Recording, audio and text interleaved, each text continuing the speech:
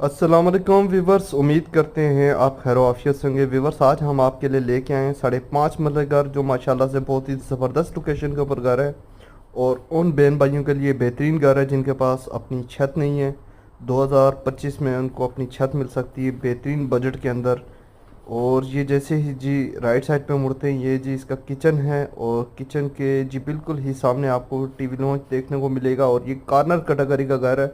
ऊपर आप ceiling work check करें, ज़बरदस्त इसका सीलिंग वर्क। और ये जी साथ ही ड्राइंग रूम, बड़ा ड्राइंग रूम जी, हवादार ड्राइंग रूम। और कॉर्नर होने की वजह से चारों साइड से जी इसकी रोशनी। और ये है जी बेडरूम नंबर 1, इसके साथ जी अटैच बाथरूम और प्रॉपर जी इस घर के अंदर वेंटिलेशन का जी ख्याल रखा गया है।